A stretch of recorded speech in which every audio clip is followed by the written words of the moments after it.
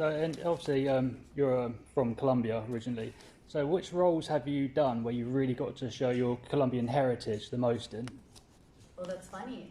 Most of the roles I've done are not Colombian, so it's been a mix of Mexican, Cuban, other accents that haven't come out yet in projects. So, well, my latest project is Morgan's Mask. It's a film that I produced and I act in, and my character speaks English the way I do now, but I've incorporated a lot of Colombian Spanish. She speaks with her sister and her mom, so I guess that would be it. But the movie has not come out yet. Yeah. Soon, hopefully. Thank you. That's excellent. Thank you. Yeah. Richard Lister, Black Camel Pictures. Richard? No, Richard. David Elliott from Geektown. Outside of the main characters you're known for, what is your favorite character to voice? I voice a lot of characters in a cartoon called Victor and Valentino. It's for Cartoon Network and based in America. And they're just a bunch of random little characters, but they're really fun because, like, it could be a little kid that talks like this, or it could be like this woman who talks like this. So I feel like they're not like the ones that I'm known for in video games, but they're really fun. So, and there's quite a few of them, and they're all very different, and I've enjoyed them very much. I think animation gives us the capacity to just use our imagination and just invent crazy voices. So animation's some of my favorite stuff. Yeah. We got Sarah Heritage from Gamebite. Hello. Hi. So my question, if your character from GTA 5 could cross over into any of the GTA trilogy games, so that's GTA 3, Vice City, and San Andreas, what would they be and why? Oh my goodness. Well, she's a driver you can hire for heist, so I guess in San Andreas she would just know back roads really well, and she's just really badass, so hopefully she wouldn't die in those, because in GTA 5 she doesn't have a happy ending, but I also I'm not a great gamer, so I really don't know how to answer that, but you know, all the ladies I play are pretty fierce, so she would survive. Kit Horsley from A Place to Hang Your Cape. Kit. Nope. Might not be hearing that. Kit is falling asleep. Josh Nat from Robot Republic. Nope. Forgot their badges. Probably so funny the way here. Yeah. Can I go to the second question? Yeah. Sarah Heritage from Gamebite. Yeah. Me again. So what do you want to see from Sandra in Overwatch 2? Have you got any ideas on that? Oh my goodness. Well, first of all, I don't have ideas on it in terms of, like, I don't know what's to come. Blizzard is very careful and secretive about all the information they give us, and we only record what's pertinent to our characters. I would love more backstory. I think, as all of us love our characters, we want to know a little more about them, their families were like, if they had families, you know, what the story is, if someone has ever been in love or brokenhearted. I would love to know more about that. But I also am just excited to see how the characters interact in Overwatch 2, because we're going to get to know them more. So I want to see how they intertwine with each other, and to see, you know, what Sombra does with Talon, and if she ever becomes a part of Overwatch, because I think she could go either way, but we don't know. So future's a mystery. We're waiting very much for Overwatch 2 to come out. Very excited. We can open the floor for any questions. Hi. Hi, so Aisha Hanneman here. Knowing that you've done a role in Red Dead Redemption 2, if you put yourself into that role, if things got tough, would you resort to horse burgers? I would like to find buffalo or any other animal first before horse burgers. What an intense question.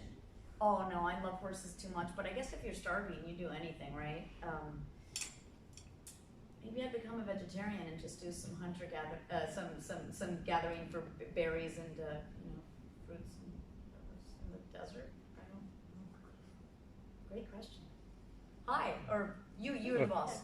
Hi, if you were to experience any kind of self-doubt in yourself and in your career, what would you kind of do to kind of bring yourself back on the ground?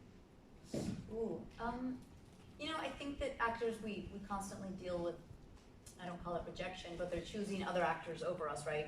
A bunch of us audition and they choose one person or two people, and so I think that we just have to keep reminding ourselves that what we offer is very unique. Everybody in the world is unique, right? Everyone has their particularities and their beauty in their own way, so I think that just reminding ourselves that what we bring to the table is very particular, very special, and very different. And remembering that, okay, it wasn't for this project, but it might be for another project. So it's just coming back to your center and knowing that the right project will come along.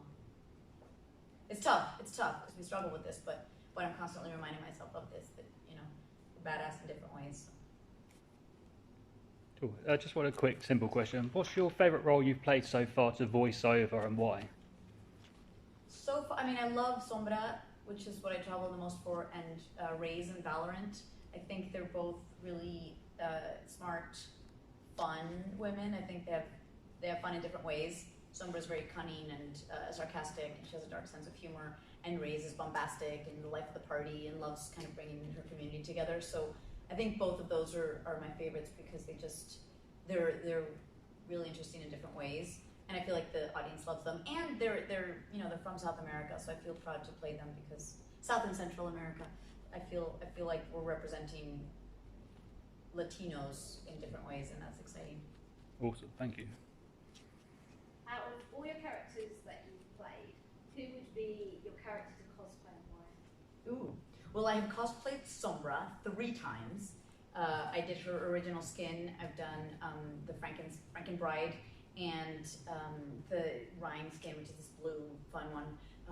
The next one is going to be Sombra as well. Next weekend on Halloween, I'm doing Black Cat Sombra. That's going to be really exciting. I'll be sharing photos on my Instagram. And I don't do the cosplay myself. Melanie Jasmine does. She's on Insta. She's incredible. So please follow her. So I would do Sombra again, and I hope to do Raze at some point, but it hasn't happened yet. Yeah. You just walked in. Can I do a roll call? Did you have a specific question? Just me. I think there's one more journalist to actually come in. But, Perfect. yeah. And we're There's still more. open for. Any more questions from anybody at all? Oh, yeah. Okay. You go first. Yeah, and who would win in a fight, Raze or Sombra? That's such a tough question. No, It's it's a like tough choosing your one. favorite child. Sombra would hack. Raze would throw some crazy grenades. They would tie and become best friends. I'll take that. I'll allow it. So how did you start to learn to experiment with your voice and manipulate it to create different characters and roles for different games? I think as a kid, I just loved languages and accents, and it's funny, my grandma was American, and I grew up in Colombia, so she would speak Spanish with a really funny American accent, and so I would imitate her, and then my friends would have, a German accent speaking Spanish or whatever, and so I would tune into this, and I loved it, so I would try to imitate it for fun, not to make fun of them, but just because I enjoyed it. So I think that as a kid, I was doing voices, or I would try a British voice, even if I wasn't good, or I watched Mary Poppins. I know that it's not your ideal, Dick Van Dyke, but, watching that, you just kind of like, oh, that sounds different, so I would try to do it, and, sometimes you succeed and sometimes you don't, but I wasn't afraid of trying things like that weren't perfect, and then I just I had an ear for it, so then I wanted to learn Italian and Portuguese, and I think those have opened my ears, and I say mouth just because you have to really get it in your mouth, accents, so I've just not been afraid of trying them, even if I fail miserably. Yeah. But since a kid, I like doing them. Since you're in London, what's your favourite British candy or chocolate? Oh my God. I'm not a candy eater, but Cadbury's is one of the chocolate. Remake? Yes. What would you say to your younger self? Don't worry so much when you don't book the roles you go out for, because all of those auditions that I did and that I keep doing have taught me something. And I think that especially young actors, we start and we go, oh, I didn't get this role and I didn't get that role, and we start thinking, oh my gosh, maybe I'm not good enough. But it's just part of learning the ropes and part of learning not to get nervous and part of learning how to be a better auditioner and be better at characters. So I think I would try to tell myself not to worry so much when I don't get the role. It's just part of everyday life, and it's going to get better. You have to believe it's going to get better. So. You are enough. Sorry? You are enough. Exactly. Exactly. You are enough. Is there a character that you've voiced in a video game that you'd like to play in live action? Oh my God. I mean, Sombra and Raze would be awesome. If Overwatch ever became a live action, I would love a I would love to play Sombra. Yeah, because they're so badass. I mean, yeah, it would be Sombra. Although she has invisibility powers and all that stuff, and that would be insane. But, you know, these days with CGI, anything's possible. So how's it been today actually getting to meet fans again once in person and see gosh. people up close again after all these lockdowns and Yeah, that? it's so great. I think that's one of the things we miss the most, because we've done some events online and they're just not the same when you're talking to somebody on Zoom or you're kind of doing an Insta Live, and it feels like you read the comments but you're not having that direct interaction. And I just love people, and in person they get nervous or they get excited, or oh my gosh, say the line, and you say the line, and then they, you know, it's like, oh, it's like in the game, and that excitement is so beautiful, and you can't really receive that via whatever app you use. So I think I just love, and I love hearing the stories about how a game like Overwatch has helped people connect with their community or not feel lonely, or help people out of a tough time. And so that's really special to all of us that come to cons and get to meet fans. So, and it's hard not to hug people. I love doing that. But we have to be safe with COVID. So, but I've loved it, and we just started doing them again in the States as well. So we're just getting back into it. Got to work up that stamina again, because it's a lot of energy. What line has been the most popular for people to ask you to say? So usually it's the ultimate. Sombra goes, apagando las luces. It means turning off the lights in Spanish. They love that one. They love hack the planet. And then Reyes goes, here comes the party! Because she's a party animal. So usually the ultimates are the ones. So if you could get a role in any TV show, something from the past, something present, or something future genre, what would it be? I mean, a Marvel TV show would be kind of awesome, just to play a badass in one of those. And it doesn't have to be like a superhero with like a cape, you know. But I just think like the females in these TV shows are so badass. But I like interpersonal dramas more than just like being a cop that's like, oh, they took a left on 57th and then they went down to Lexington and this is what happened. Like that I don't love, but when you're kind of dealing with human emotions, I really enjoy those shows. I love your show, Sex Education. Gosh, have you guys seen it? It's like the best show on the planet. That kind of show I want to be a part of, you know? And I know it's teens, but if I would play somebody's mom or older sister, that'd be great. Or something like Money Heist, based in Spain. That show, yes, that would be amazing. That's the kind of show, for example, that I think would be really fun. Especially Tokyo, that character. Awesome. I think we have time for about one more question. If anyone has one? Have you ever gone in for a audition and didn't get the role but got asked to do something different? For film and TV, not so much yet, but it happens all the time. I have friends that, you know, it happens all the time. I went in for The Affair with Dominic West, and I did a little scene with him in the first episode, and they called me back, episode 10, to recur, which was great. I didn't expect that. I think that for animation, we do a lot of voices that are very different. And so they might not cast me for that, but then that casting director knows, oh, we've heard Carolina do these 5 different things. So instead of them auditioning me, they just bring me in for something else. So that's happened enough with Cartoon Network, Disney, Nickelodeon. And I feel like in the voice world, that's a really great thing to, you know, be a part of. Right now I'm on a Netflix show called Maya and the Three with a bunch of awesome Latino celebrities in the States. And I met the director and he just knew I could do voices, so he's like, I want you to play this warrior princess. And I was like, thank you. So getting to work with people that I really admire has been a gift. And the voice world does that. They kind of know that you can do various accents and characters, and so they just call you in for stuff, which is great. Yeah. All right, thank you so much for applying. Thank you guys. I think everyone had a chance to ask the questions they want to ask. Yeah, I'll speak to the Thank you guys. Have a fun con.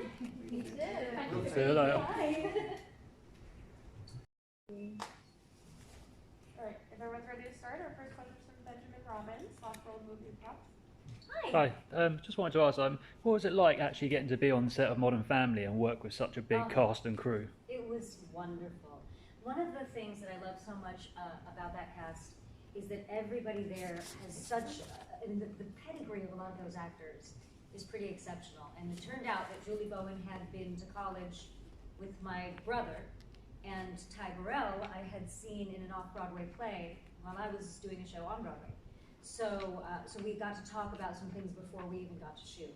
And they were all so collaborative and so supportive and so fun. And Julie Bowen, every time I was back there, cracked me up beyond, I mean, she's just a wonderful, wonderful person. So they were really, really lovely. Awesome. Yeah, everyone from top to bottom, really great. Steve Levitan, the executive producer, ran a very, very great show. Awesome, thank you. Next question is David Elliott from Geektown. Hi.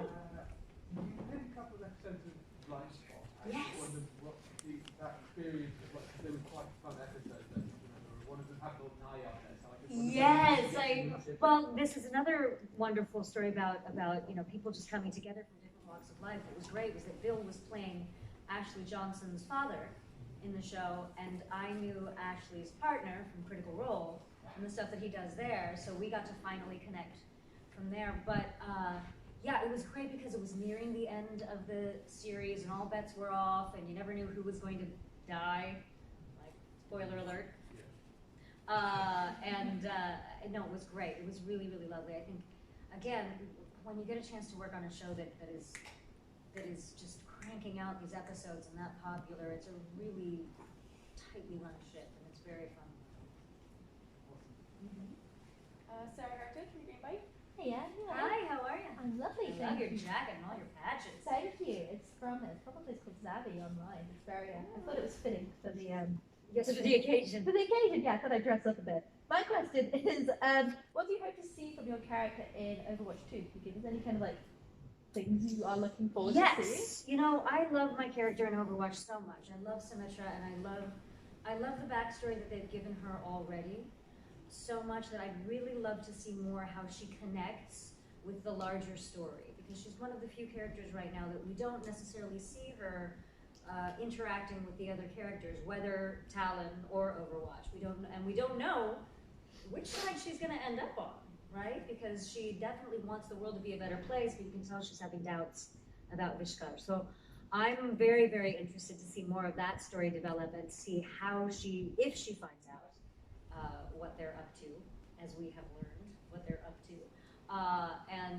Yeah, I'm definitely looking to see who she interacts with first among the rest of them. We had Zenyatta in the story, in the written story, but I think there's going to be a lot more. Amazing, thank you. Kit Horsley, one place to hang your feet. Hi. Overwatch introduced a diverse range of characters into gaming. Since starting that role, do you feel there's been any changes in the industry? Absolutely. I mean, without a doubt. And to say that it didn't affect things, I think would be... It changed the game, no pun intended, but pun intended, in such a clear way, because it was so clear how many people were hungering for that, just by the way that they connected to those characters. And I have a very firm belief, one of the reasons I love superhero stories of any kind, games, movies, comic books, whatever, is that when we see a hero that we can identify with for any reason, whether it's because we're a young girl and they're a young girl, or it's because they're neurodiverse and we're neurodiverse, for any reason, when we can identify with that, then we can see the hero in ourselves and take that out into the world, take that confidence out into the world. And so I do feel like a lot of games and a lot of properties and franchises, in addition to games, are really embracing that because they're seeing the power of that, the power of how a unique and complicated narrative about a person can make such a difference in people's lives. And I do think that at their core, yes, obviously it's a commercial enterprise, the entertainment industry, but I think we're all storytellers for a reason. We chose that industry for a reason. And storytelling's been around for ages to be able to affect people. We have open floor for questions. Spam. It's really nice to see a lot of cultural diversity.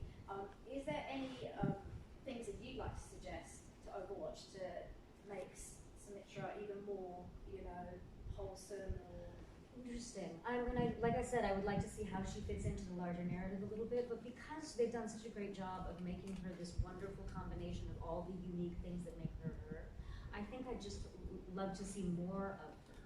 That's the only thing. But all of those characters, again, they did such a great job of, none of those characters are labeled by only one thing.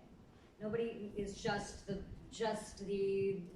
Brazilian one, or just the Mexican one, or just the Indian one. Nobody is just the gay one. Nobody is just the neurodiverse one, or just the. Everybody is unique and has these unique stories. And so I'd just like to see more of her interacting with more people. I think that's really lovely. And I would like to. I mean, they've done such a wonderful job of incorporating culture as we know it into this futuristic, fantastical world that is not the world that we currently live in. And so I'd love to see more of what they believe the future will look like when there's a world worth fighting for, as they like to say. Hi. So you've got to work on a lot of sets. Is there any particular props that you've used or wardrobes that you've got to worn that you've really enjoyed using or wearing? Oh God, it's like picking your favorite child. There's so many good ones. I really enjoyed, I did a show called Kevin Probably Saves the World with Jason Ritter, which was, first of all, just one of the loveliest, kindest sets I worked on, because it comes from the top down, and Jason is just a sweetheart. We did a lot of volunteer work together at Young Storytellers in Los Angeles as well. But there was a scene where I, as a terminal cancer patient, he wanted to take me out to live a little, and we got to toilet paper a house, put peanut butter on the car, and then I got to light the lawn on fire, ostensibly in the form of a male anatomical part. You can see that in the grass. And I will say that that's probably the most fun thing I've ever had to do on set, on a TV set. On stage, I mean, I've been very, very lucky to be a part of 2 amazing Broadway productions. We did Bombay Dreams out there, which you guys I know had out here, and then Mary Zimmerman's Metamorphoses, which I got to be with from the inception all the way through Broadway, and that was set in a pool of water. So we did the whole show in a pool, and it was just magical. So both of those, you know, getting. I don't think you can really say, like, when you've been lowered down from the rafters on a moon while you're singing, you're like, it's all downhill from here. You can't get better. Awesome, thank you. Yes. Since we're at Comic-Con, I was wondering if there might be a particular superhero or supervillain you think you would like to play in either live action or in video game. I mean, I feel like I'm uniquely suited to play the evil auntie, who kills you with her judgment. That's just a real life superhero villain, super villain. Gosh, what a great question. What would be a unique one that I'd be interested in playing? I mean, I really love all of the Marvel properties and the DC properties, but so I'm obviously like partial to those. I'm also a Trekkie, so I've been told many times that I would make an excellent Romulan, and I'm not sad about that. So I would happily take a little spot on Picard or a little spot on Discovery or something like that, doing that. But I honestly, I feel like they're doing such a great job. I'm saying a lot, obviously I'm from California. They're doing such a great job, again, in all of these franchises of creating these uniquely diverse people from all different backgrounds, from all different areas, that I feel like it just hasn't been written yet, what would fit me. She'd definitely have to be wearing these boots, because I can run in these 4.5-inch heels, so that I know. I need my own shoes, that I can give you. But definitely someone who is action-oriented. Thank you. We do have time for a couple more questions, just so for time purposes. So you're saying that you're a Trekkie. Is there any character that you'd really like to cosplay? Oh, I mean, like I said, I already got to play a Vulcan in a when Star Trek Beyond came out. I think I did a commercial for that. I mean, I'm really partial to prosthetics and extreme cosplay. I cosplayed as Symmetra and Dragon Symmetra and 3 hours of prosthetics. I really love that, because when you have that time in the makeup chair, putting that on, all of a sudden there's almost no need for acting because you feel like you're embodying that character already, and you get to literally step into that character's shoes. So I think I'm leaning towards Romulan, Vulcan. Yeah, I think it would be one of the, I'd have to go Romulan because they're just sinister, and I like that. We don't get to be that way in real life, so why not take the chance to be that way when you're playing? Yes. So what was it like, and how did you get the role to be in Sopranos? Oh, that was great. It was my second television job, and I was the last person in the audition, and when they got to me, they hadn't called me in, and I was standing there waiting. They said, "You're not on the list." And I'm like, "Well, I'm here, and I definitely have an appointment." So they let me in, ostensibly, even though I know I had an appointment. And I did my scene, and they asked me if I was a real doctor, and I said, "No, I just grew up with a couple of them and decided to play them on TV." And that was it. It was the audition into the role. It was an exceptional set also to be a part of.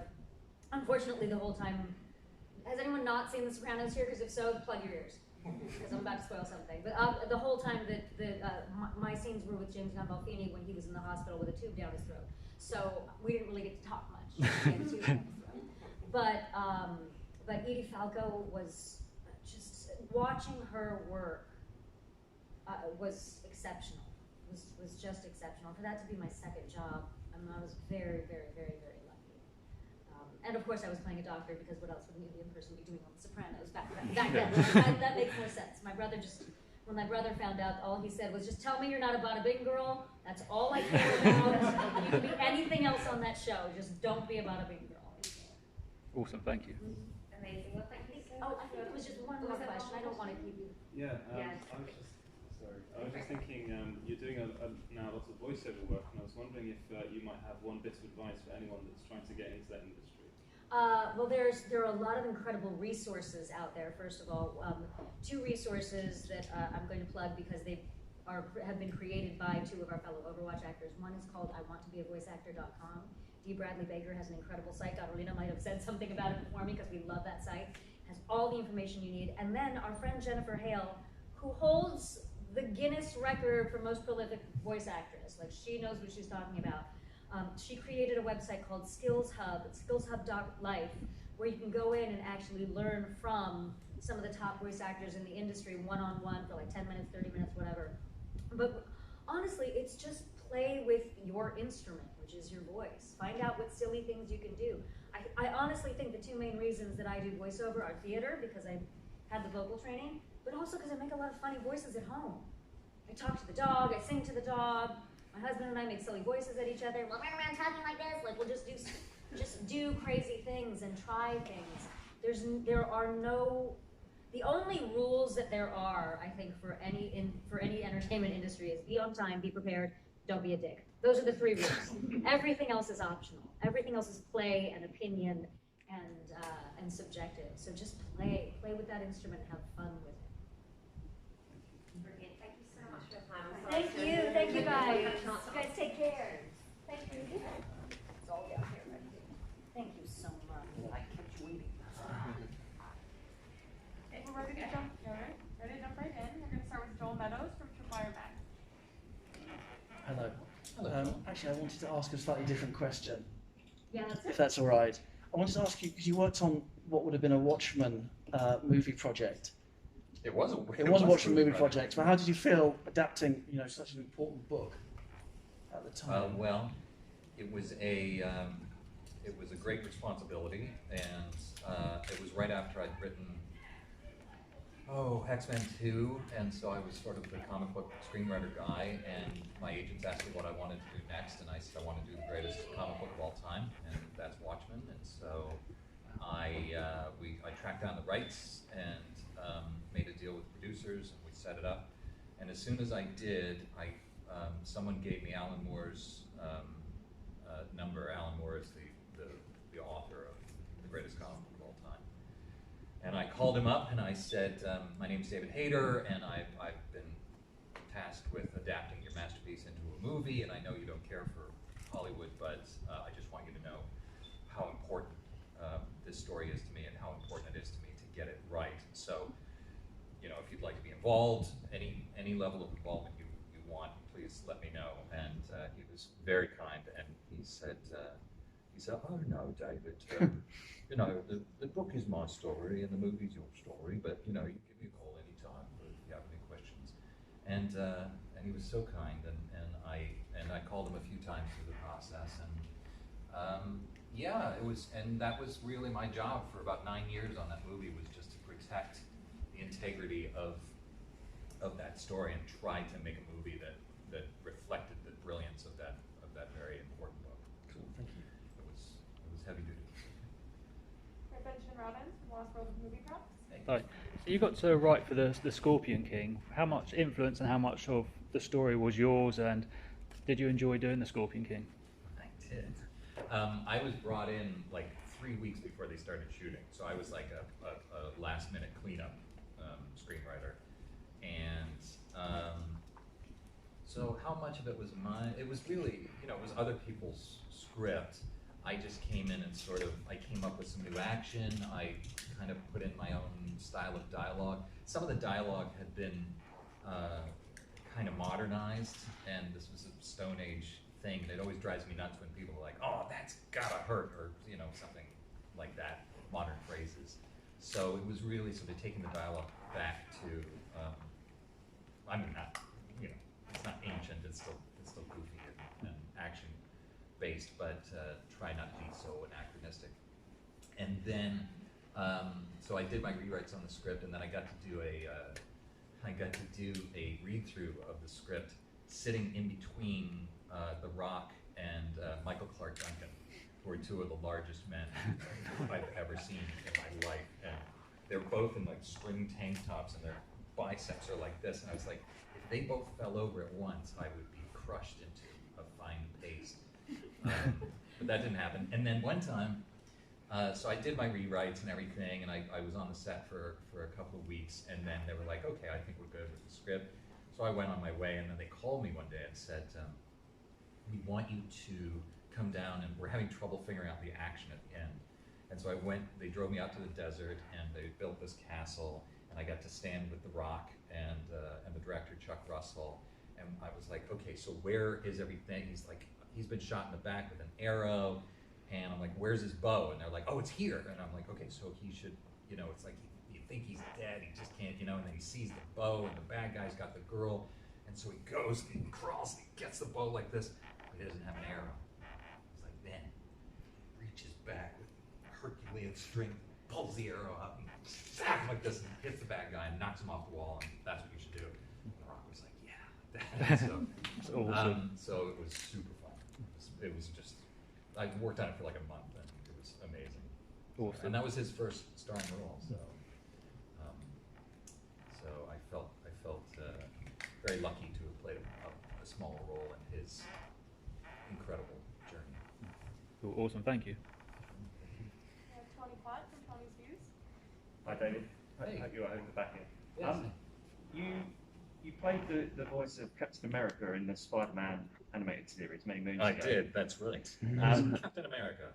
At that time, did you envisage the MCU blowing up as big as it has now? And on reflection, you know, No, not at that time. I mean, at that time, it was comic book nerds like myself that knew how special it was. But when I worked on the X-Men movie, and once that came out and was a hit, and then they started, you know, asking me about comic book properties, I was like, you know, the studios, I was like, you have no idea the amount of material that can be mined from this. And so I started to hope that it would catch on. And, I've kept up with things. Has it caught on? I didn't know it would catch on like this. I didn't know that they would like literally mine every single comic book ever written. But as a nerd, it's pretty exciting to watch that happen. It's a good time to be a fan. Thank you. Sarah Heritage from Gamebite. Hello. Hi. Kind of really segued really nicely into my question now. good. As someone with a lot of X-Men experience, if you could play any character in the upcoming Wolverine game, who would it be and why? Who would it be? Who would it be? Let's see. Would it be Wolverine? Yes, I'm dying to play Wolverine. I'm dying to play Wolverine, and I tweeted it out, and like 1 million people saw that tweet the next day, and so I was like, yeah, I mean, come on. Wolverine's the greatest character in the history of characters, so I would love that. I don't know that that'll happen, but that would certainly be a dream of mine. Kid Horsley, please thank you. What's your favorite aspect of voice acting work? There is no downside to voice acting work. Voice acting, you know, I have a lot of different careers, and I'm a producer and a director and a screenwriter.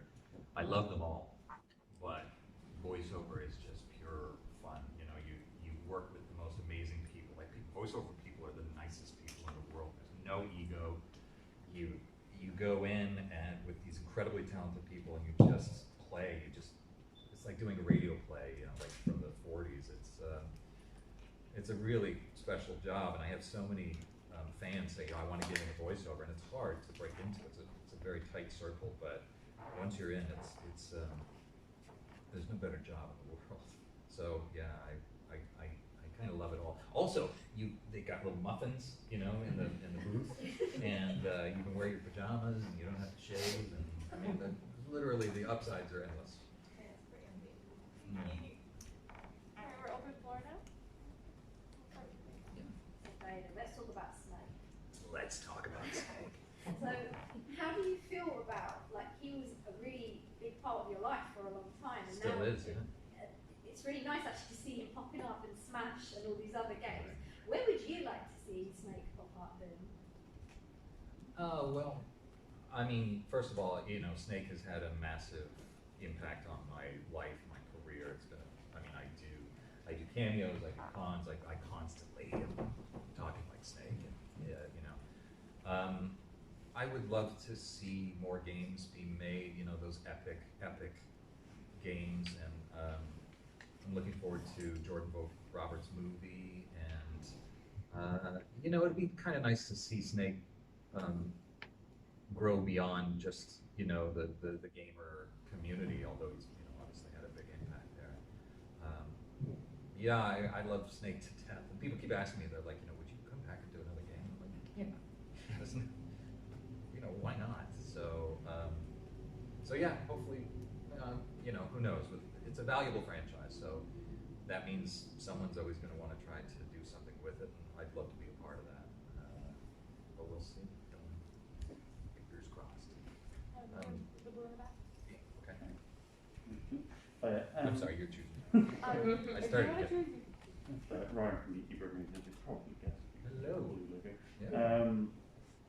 MCU, you won yourself an award for X-Men and X2. If you got invited back to write for any character in the MCU, who would you probably be? You know, they're doing a reboot of Daredevil, and Daredevil was always a very important character to me, and I love the first way they did it. But there's, you know, certain things that I'd want to adapt from the Frank Miller run on Daredevil that really meant a lot to me. I mean, that's really the one. But I mean, there's so many.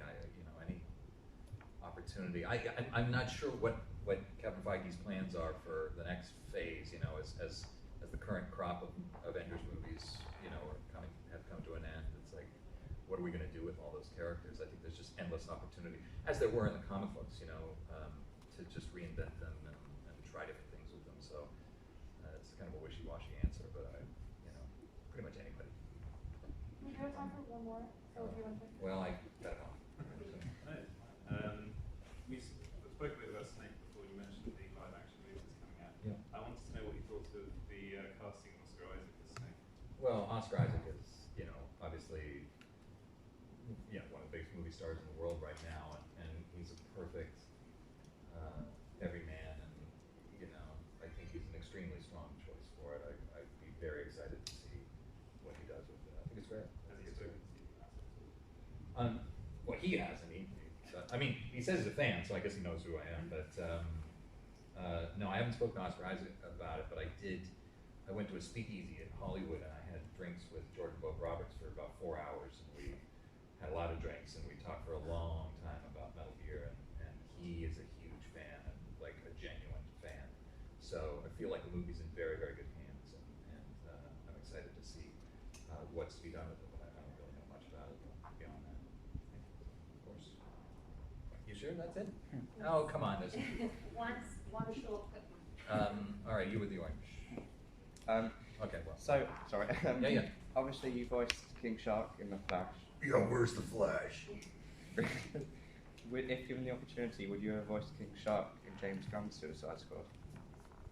Well, no one knows this, but I sent a message to James Gunn because we follow each other on Twitter, and I know him a little bit from Marvel premieres and stuff like that. And I was like, hey, I do play the voice of King Shark on The Flash, and I know, you're going to use him in Suicide Squad, so, if you need any help with King Shark, let me know. And he was like, that's awesome! And then that was the last time. So then I think he went with a bigger name. Sylvester Stallone. Yeah. Oh yes, an up and coming kid. So, but he was great. So, but yeah, I did chase that one down too. So this is what I do.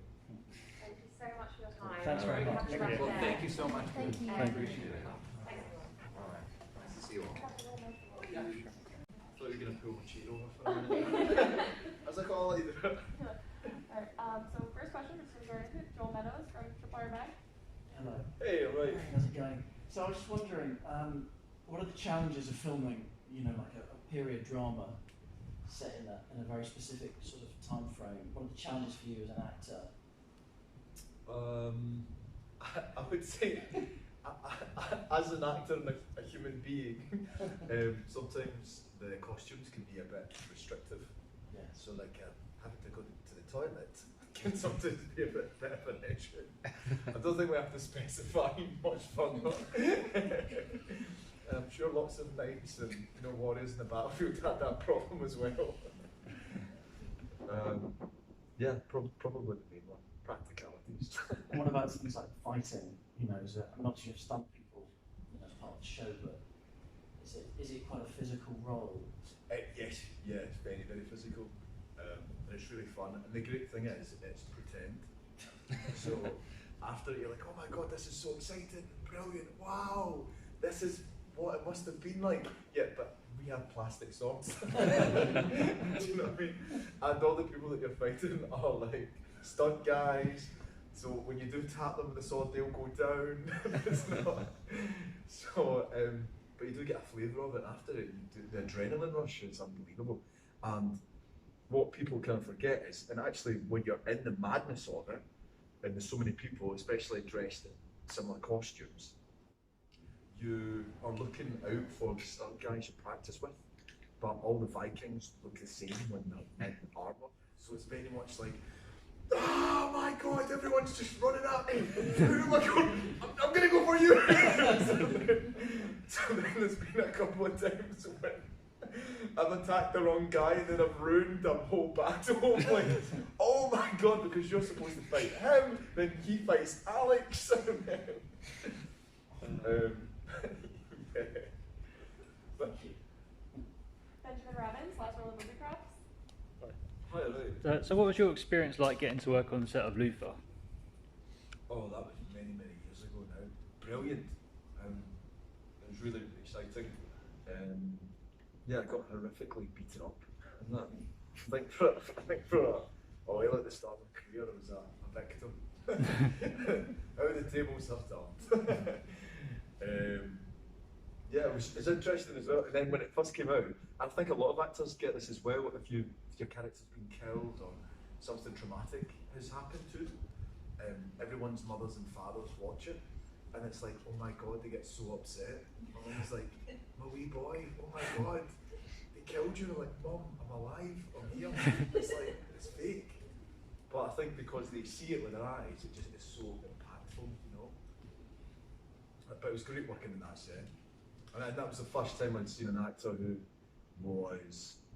to keep in the zone, and to keep in the zone and be prepared for the scene. He would listen to music, and actually so many actors do that. But he had massive cancellation headphones even back then, and he was just in his own world. Where as a young guy, I'm like, hi, I'm Mark. Leave me alone, turn the music up. So, thank you. That's all right. David Elliott, Geek Town. So, Last Kingdom coming to an end.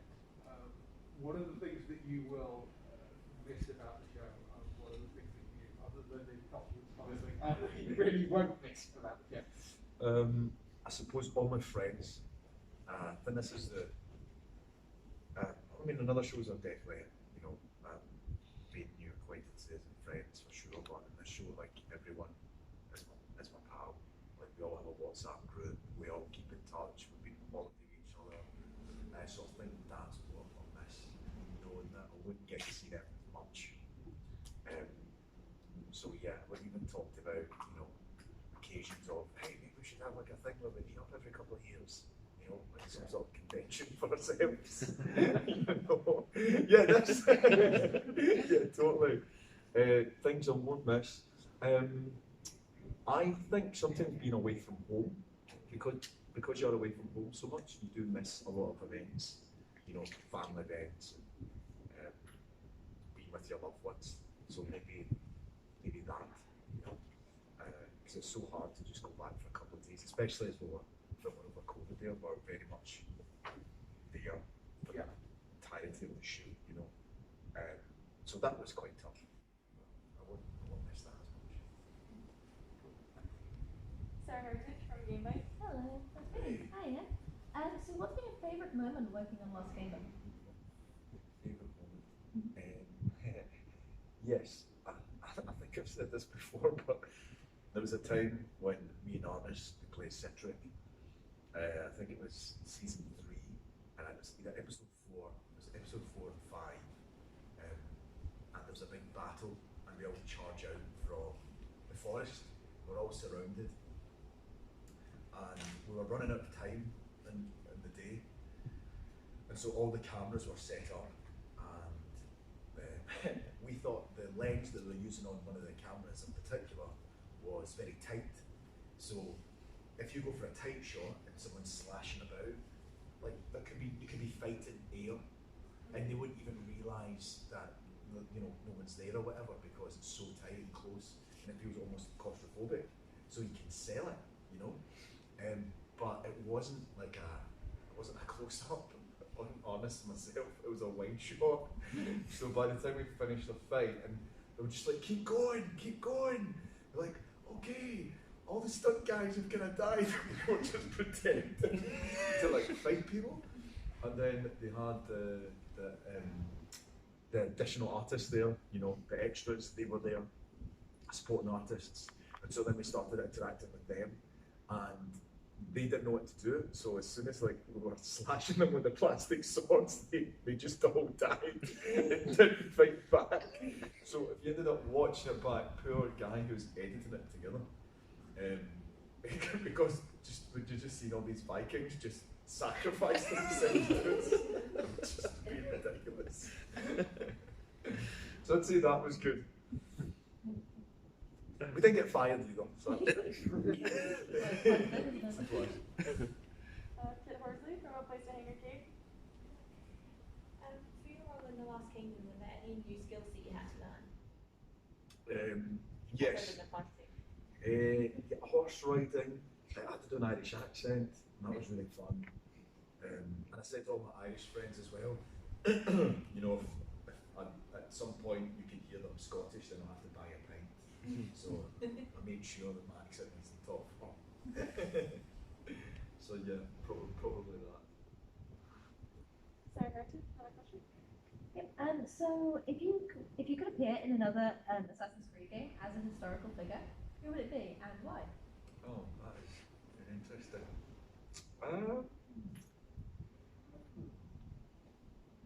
Historical figure. Maybe like someone like Napoleon. That'd be quite cool. He was a bit of an interesting character, Yeah, someone like that. To be on your knees.